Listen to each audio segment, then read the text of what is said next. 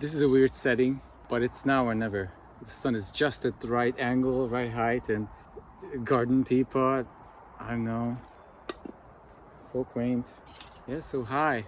What have I been up to lately? I'm not even sure. Ugh, fucking bucket blew in my eye. There's actually quite a lot of flies, I think. And also I should play with the dog a little bit. So I'm in Sweden, near Skara. And right now I'm house and dog and cat sitting at the same time. There's the dog. Hey, hello. Hello. Yeah, this is Gaia. Yeah. Gaia.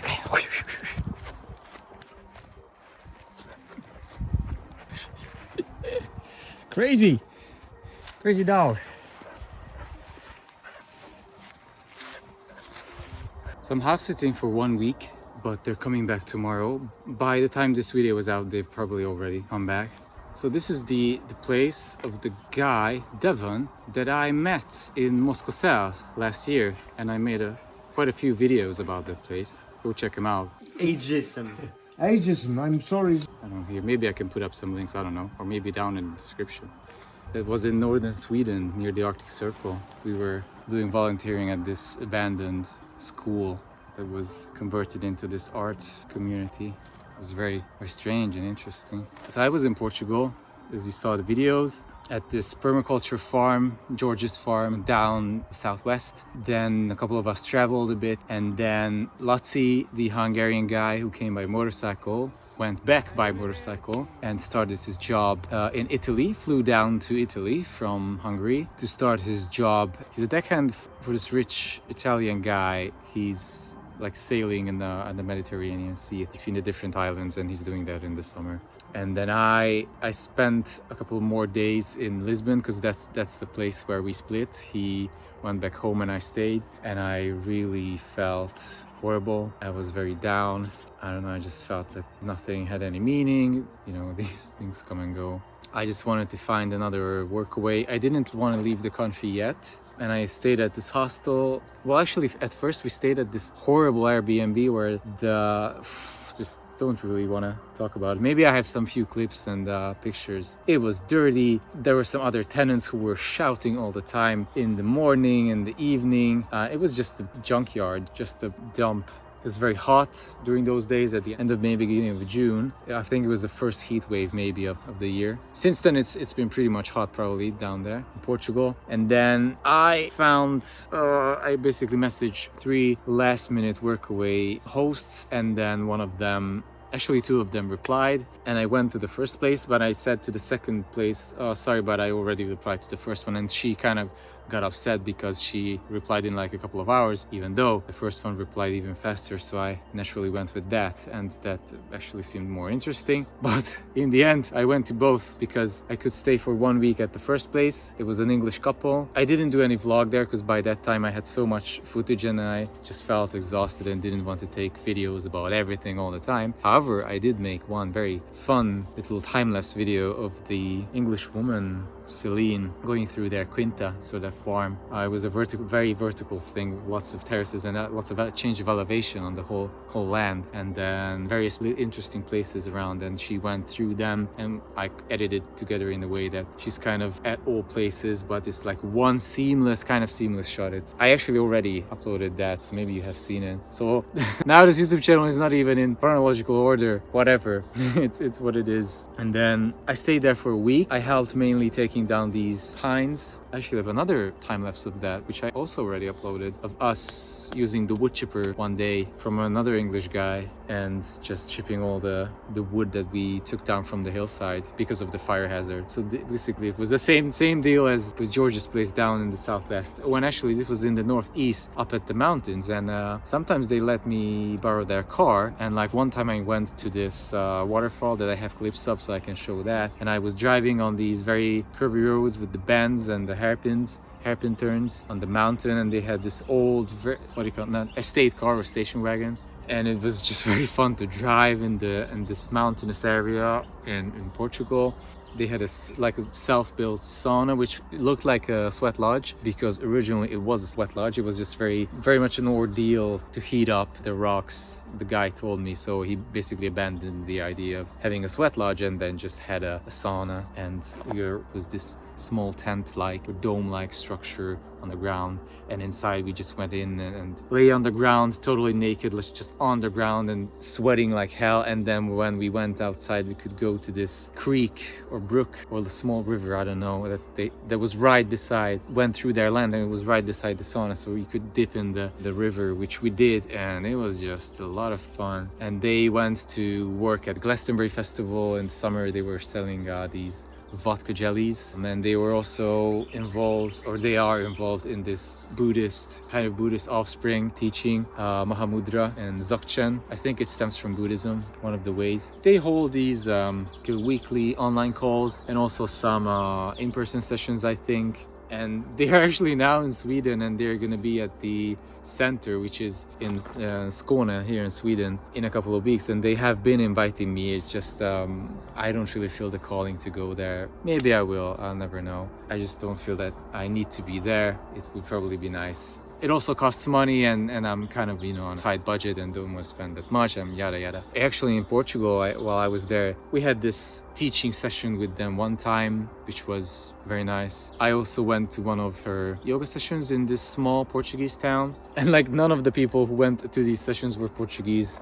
They were either German, English, Dutch. I think there was one Israeli woman. So during my tenure in Portugal, I haven't really met any actually like talking to Portuguese or like even a Spanish person. Everyone was from Western Europe. So it seems like Portugal is pretty much like a safe haven of burnt out Western Europeans leaving behind their regular lives and buying up cheap land and then just building their off-grid communities and farms and renovating and just making their luck, their fortune there. And at this place I was staying in a caravan as well, by myself for the first time, which was very nice. I always say very nice, I don't know any other adjectives. And I'm an English major, it's kind of I don't know, the words don't come, they just escape me, especially if I talk to the camera. I enjoyed it, it was exquisite. And then they went to the UK and I went to this woman, this Dutch lady, Gemma, who is big on horses. She actually wrote a book about horses in the 90s. She's breeding horses, or not breeding, I don't know, but she's raising them and selling them in Portugal. There was a Swedish woman one day checking out one of the horses. They may have bought it, I don't know. So I was there, but that was kind of in the middle. It's like not far from Lisbon, near Coruche. It really felt like a savannah. The weather was hot. Everything was burnt out. Everything was just yellow, dry, and burnt out. And she had this huge grass and I needed to trim that. That was basically what I did, mostly trimming the grass and doing some other chores. It was just extremely hot. I stayed there for 1 week. I was living in a camper van, not a caravan, for the first time. So like this big van, which was okay. I enjoyed the caravans before that more. This wasn't that bad. It was fine. The place was full of flies though, and horses. The horses were very interesting. They were just roaming around at the same place as me. One time I was just reading a book and then one of them came up and they were just looking at me and I didn't know what was happening, and I was kind of freaked out because I knew nothing about horses and how to behave around them and how they behave, so it's interesting. And then that place, I didn't really feel at ease or at home or anything. It was not terrible. I was just not feeling it that much, but I knew it was just a week, and then I was very much occupied with thoughts in my mind and I don't know, just random shit. And that was my last volunteering place in Portugal. Oh, and actually also she was breeding Russian blue cats and selling them for like 300 euro a piece, which is I think very good money for a cat. Although I know nothing about prices, but these are, purebred cats and people pay for that. And then for just one more day, because I had one more day that I could spare, I went to Setúbal near Lisbon, and then just enjoyed going to the beach before flying out to Sweden, because I knew that the weather and everything in Sweden was like totally different. So I just wanted to enjoy this Mediterranean feeling, although Portugal is actually not Mediterranean, it's Atlantic. Anyway, I got burned so bad on the sun. I didn't put any sunscreen because YOLO and also because Before that, we went several times to various beaches, which you've seen in my videos, and I never really put out any sunscreen, maybe sometimes. When we were surfing, there was a different story, but other than that, I never used it, and I never got burned. So I thought I got used to it by that, but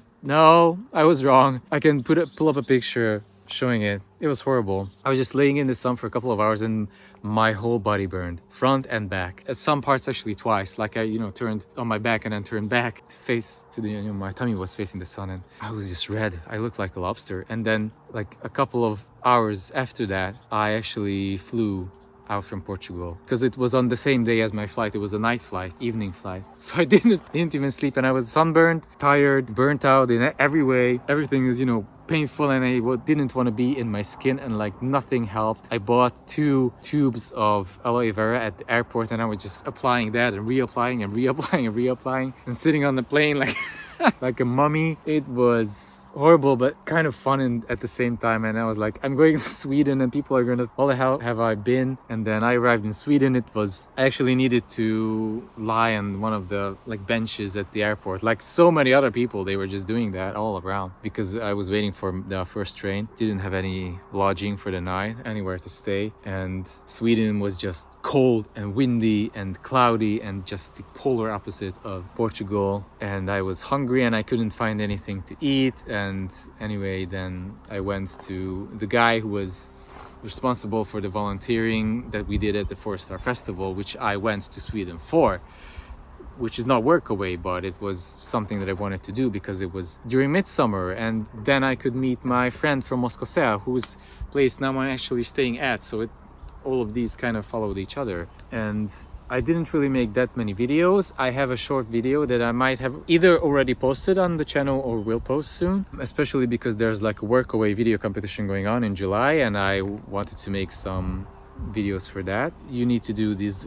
1-minute shorts and if they find it interesting, you can win some money. I think the first 3, maybe 4. And yeah, I then went to Sweden, did the volunteering for parking, met some really great people, and then again I didn't know where to go. I messaged a couple of Workaways. They either didn't reply or said that I couldn't go, so I just basically came here. And here it's so easy for me. If I want to work, I can work, like do painting, maintenance, berry picking.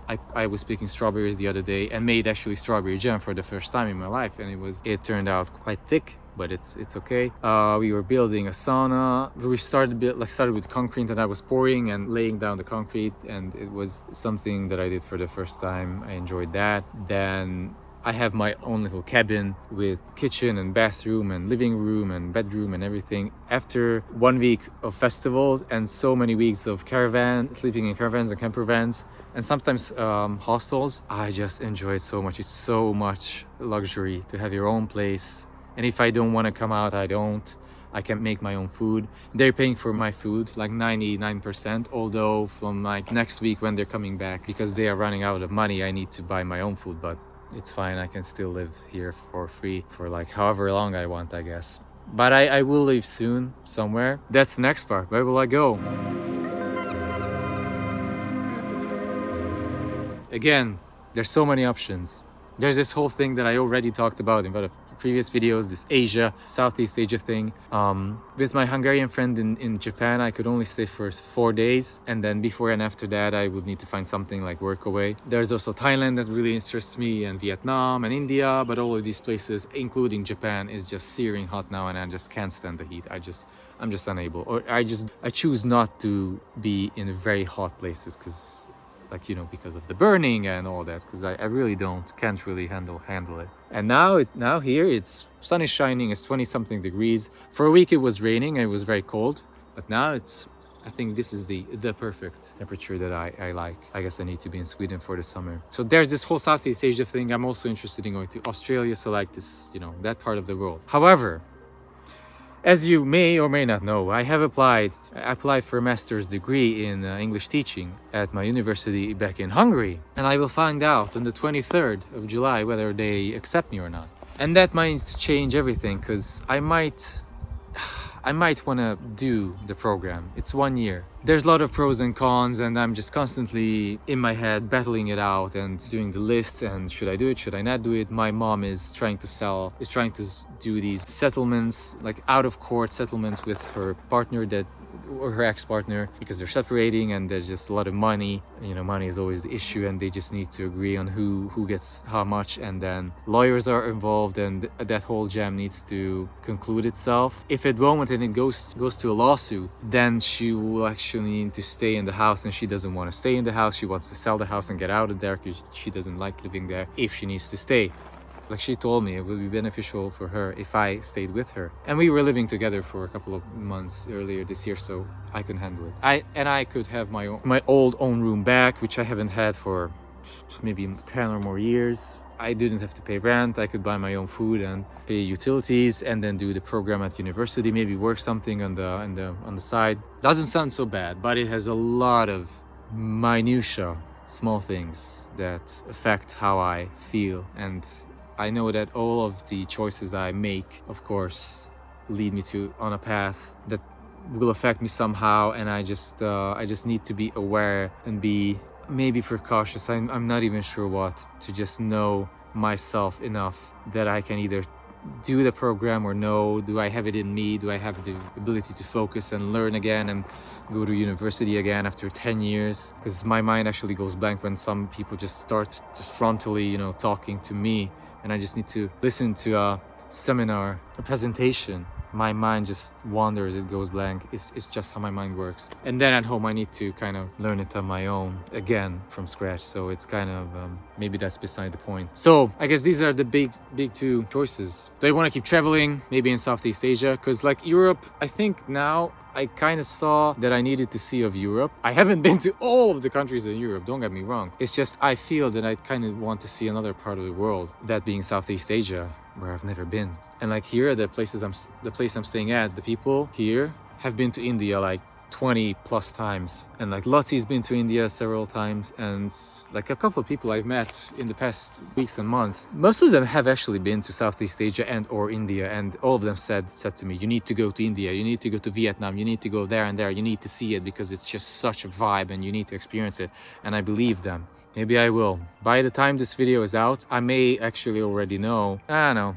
No, I probably should upload it before I found out. Maybe I just upload it on the 21st or 22nd. Maybe it's the 22nd of July today, and this is just up. And tomorrow I'm gonna find out if they accept me for university. And maybe that changes everything. I just didn't, when I left Hungary, I just didn't want to return for a while. Now it's been a while. Maybe I can go back at the end of summer. I'm listening to a lot of these awareness. It's access consciousness. It's this thing which kind of teaches you to view your life in a different way and then just change your mindset. I guess it's close to maybe mindfulness, although I've never dove deep into mindfulness. I should have, maybe. I'm just really introspective and inspecting my inner workings, how I behave, how I react to things, what are the patterns that I am doing all over again and again and again, and how I want to break them, and how I can change my viewpoint, my mindset of just my life and everything, and how I can be closer and close to myself and congruent with myself, and then just being my true me. And these are, I guess, maybe cliches at this point. It's just something I'm really focused on and really interested on at this point of my life. And now, especially in middle of the summer, I'm really far away from everyone. I can schedule my days, do whatever I want. I have time for myself. I have time to not think, because thinking is not the main aspect of this. Not think, it's just maybe introspect.